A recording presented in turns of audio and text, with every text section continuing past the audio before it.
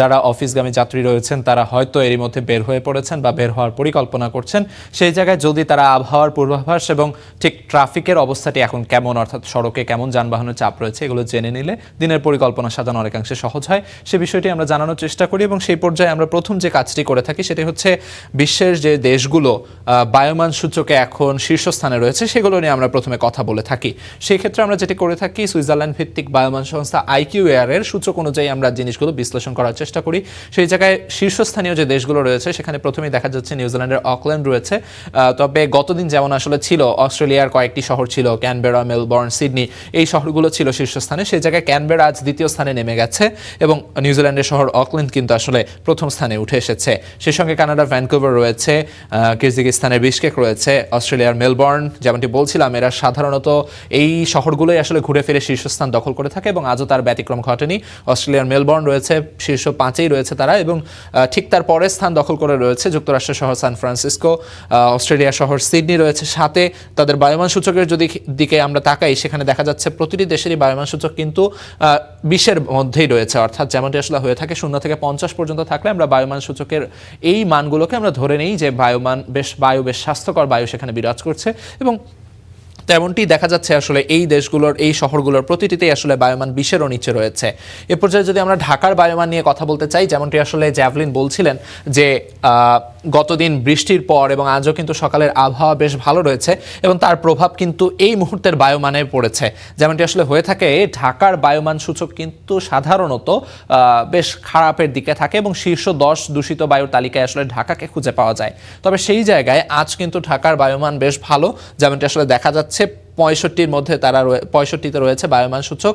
যেমনটি আসলে হয়ে থাকে বৃষ্টির পর বাতাসের যে ধুলাবালি এবং যে দূষিত যে পদার্থগুলো সেগুলো আসলে কিছুটা ধুয়ে মুছে যাওয়ার কারণে যেমনটি আসলে হয়ে থাকে বায়ুমান বেশ ভালো দেখায়। তবে বেলা বাড়ার সঙ্গে সঙ্গে আসলে সড়কে যানবাহনের চাপ এবং অন্যান্য যা প্রভাবক রয়েছে সেগুলোর প্রভাবে বেলা বাড়ার সঙ্গে সঙ্গে কিন্তু এই বায়ুমানের কিছুটা অবনতি হয়ে থাকে। তবে তারপরও ঢাকার বায়ুমান যে এখন এই মুহূর্তে 32 সেটা কিন্তু বেশ আশা জাগানিয়া একটি বিষয় এবং বায়ুমান সূচকে তাদের যথেষ্ট উন্নতি হয়েছে। সাধারণত 100-র উপরে থাকে বায়ুমান সূচক, সে জায়গায় 65 রয়েছে, অর্থাৎ 50 থেকে 100-র মাঝে যে বায়ুমানটিকে আমরা মোটামুটি বলে থাকি সেটি রয়েছে। এবং অন্যান্য যে দূষিত বায়ুর দেশ বা শহরগুলো রয়েছে সেগুলো নিয়ে যদি কথা বলতে হয়, শীর্ষস্থানে আজ রয়েছে ভারতের শহর দিল্লি এবং দ্বিতীয় স্থানে রয়েছে পাকিস্তানের শহর লাহোর এবং উগান্ডার কাম্পালা রয়েছে 3-এ। সাধারণত এই দিল্লি কিংবা কলকাতা, পাকিস্তানের লাহোর, করাচি, উগান্ডার কাম্পালা, ইন্দোনেশিয়ার জাকার্তা, এই শহরগুলোকেই ঘুরে ফিরে কিন্তু শীর্ষস্থানগুলোতে দেখা যায় এবং আজও তার ব্যতিক্রম নয়। যেমনটি দেখা যাচ্ছে 5ম স্থানে রয়েছে ইন্দোনেশিয়ার দেশ জাকার্তা এবং 4র্থ স্থানে উঠে এসেছে আসলে DR কঙ্গোর শহর কিনশাসা। এবং এই শহরগুলোর যদি বায়ুমানের দিকে তাকানো যায় তাহলে দেখা যাবে প্রতিটি দেশেরই বায়ুমান কিন্তু 150-র উপরে, 200-র মাঝামাঝি এবং দিল্লির বায়ুমান কিন্তু 199, অর্থাৎ সামান্য পরিবর্তন হলেই সেটি কিন্তু আসলে অনেক বেশি ক্ষতিকর বায়ু বা অস্বাস্থ্যকর বায়ুর তালিকায় আসলে প্রবেশ করে যাবে।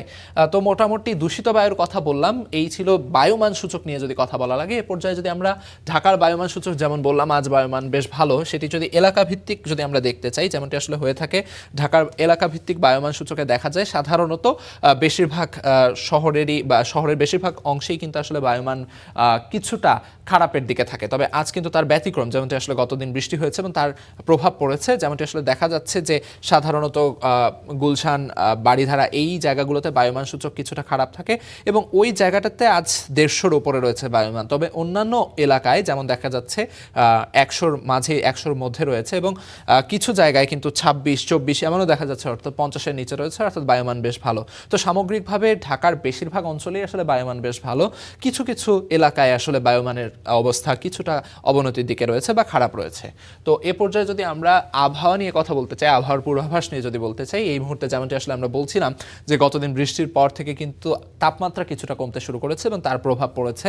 যেমন দেখা যাচ্ছে যে এই মুহূর্তে বাতাসের তাপমাত্রা দেখানো হচ্ছে 28 ডিগ্রি সেলসিয়াস, যেটি অনুভূত হচ্ছে 34 ডিগ্রি সেলসিয়াসের কাছাকাছি। এই জায়গায় বায়ুর আর্দ্রতার কিছু প্রভাব রয়েছে যার কারণে আসলে 34 ডিগ্রি সেলসিয়াসের কাছাকাছি অনুভূত হয়।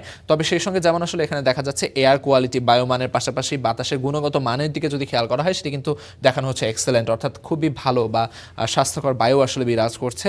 এবং এ পর্যায়ে যদি আমরা আবহাওয়ার পূর্বাভাস বলি যে সারাদিন আসলে আবহাওয়া কেমন যাবে সে জায়গায় দেখা যাচ্ছে সকালের দিকে অর্থাৎ 9টা-10টার দিকে কিছুটা মেঘলা থাকবে আকাশ, তবে বৃষ্টির তেমন সম্ভাবনা এখানে দেখানো হচ্ছে না।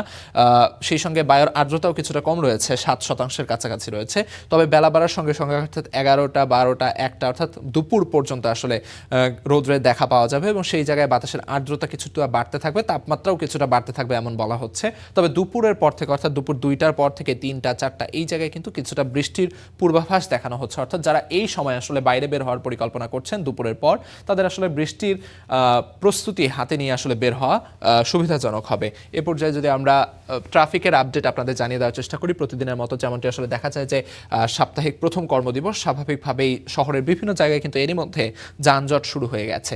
সবচেয়ে বেশি যানজট দেখা যাচ্ছে এপাশে হাতিরঝিল হয়ে রামপুরা বাড্ডার এই সড়কটি যারা ব্যবহার করবেন সবচেয়ে বেশি যানজট আসলে তাদেরকেই পোহাতে হবে। এবং এই জায়গায় যারা রামপুরা ইউলুপ ব্যবহার করে এই রামপুরা বাড্ডা বা বনশ্রীর এই পাশটাতেও যারা চলাচল করবেন, একই সঙ্গে মেরাদিয়া কাঁচা বাজার অর্থাৎ আফতাবনগরের এই সড়কটি যারা ব্যবহার করবেন তাদের কিন্তু আসলে অনেক যানজট পোহাতে হবে। সেই সঙ্গে এই পাশে খিলগাঁওয়ের এই পাশে যারা অতীশ দীপঙ্কর রোড রয়েছে এই রোডটি যারা ব্যবহার করবেন তাদেরও আসলে যানজট পোহাতে হবে।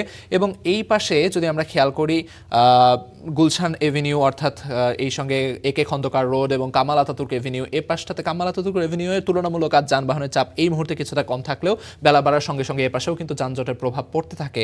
এবং একই সঙ্গে একে খন্দকার রোড সেখানে কিন্তু এরই মধ্যে যানজট শুরু হয়ে গেছে। তো মোটামুটি যারা গুলশান সড়ক ব্যবহার করবেন, এ পাশে রামপুরা সড়ক ব্যবহার করবেন, কিছুটা সময় হাতে নিয়ে আসলে তাদের বের হওয়া উচিত হবে। সেই সঙ্গে যদি এ পাশে আমরা শাহবাগের দিকে যেতে চাই, শাহবাগের এই অংশটাতে দেখা যাচ্ছে এরই মধ্যে কিন্তু যানবাহনের চাপ বেড়ে গেছে এবং শাহবাগ হয়ে যারা এই কাজী নজরুল ইসলাম এভিনিউ ব্যবহার করে কারওয়ান বাজার হয়ে এ পাশে ফার্মগেটে যাতায়াত করবেন তাদের আসলে যানবাহনের চাপ পোহাতে হবে। এবং এ পাশে তেজগাঁও সড়কের এই পাশটাতেও কিন্তু বেশ যানজট রয়েছে। তবে এ পাশে যদি আমরা মিরপুর রোড কিংবা এ পাশে বেগম রোকেয়া সরণি নিয়ে কথা বলি, সেই জায়গায় বেগম রোকেয়া সরণির এপাশটাতে কিন্তু দেখা যাচ্ছে যানবাহনের চাপ তুলনামূলক কিছুটা কম রয়েছে। তবে মিরপুর 10 থেকে যারা বেগম রোকেয়া সরণি ব্যবহার করে আসলে এপাশে বিজয় সরণির দিকে যাতায়াত করবেন তাদের কিছুটা যানবাহনের চাপ পোহাতে হবে কাজীপাড়া এবং শেরপাড়ার এপাশটাতে। আসলে যেমনটি হয়েছে গতদিন বৃষ্টি হয়েছে, তারপর কিছুটা হয়তো যানবাহনের চাপ এপাশে বেড়েছে। আসলে বৃষ্টি হওয়ার সঙ্গে সঙ্গে জলাবদ্ধতা কিন্তু রাজধানীর একটি অন্যতম সমস্যা, সেই সঙ্গে কিন্তু যানবাহনের গতিও কমে যায়। সবকিছু মিলিয়ে এই অংশটাতে কিছুটা সড়কের যানবাহনের চাপ রয়েছে। তবে এই পাশে যদি আমরা মিরপুর রোডের কথা বলছিলাম, মিরপুর রোডে এখনও তেমন যানবাহনের চাপ দেখা যাচ্ছে না বা যানজট শুরু হয়নি। ঢাকার প্রবেশদ্বারগুলো নিয়ে যদি কথা বলতে হয়, গাবতলী আমিনবাজার যে সড়কটি রয়েছে সেই সড়কে কিন্তু সাপ্তাহিক কর্মদিবস হওয়াতে আজ তেমন আসলে যাত্রী চাপ কিংবা যানবাহনের চাপ আসলে তেমন নেই, যেমনটি আসলে হয়ে থাকে সাধারণত ছুটির দিনগুলোতে দেখা যায় এ পাশে অনেকেই ঢাকার বাইরে যাতায়াত করার চেষ্টা করেন এবং সেই সঙ্গে কিন্তু এ পাশে তখন যানবাহনের চাপও বেড়ে যায়। স্বাভাবিক অফিস দিন আজ, অফিসের দিন আজ, এবং সেই হিসেবে কিন্তু অফিস পাড়া মতিঝিলে কিছুটা যানবাহন থাকার কথা, বাট এখন পর্যন্ত সেরকম যানবাহন আসলে দেখা যাচ্ছে না।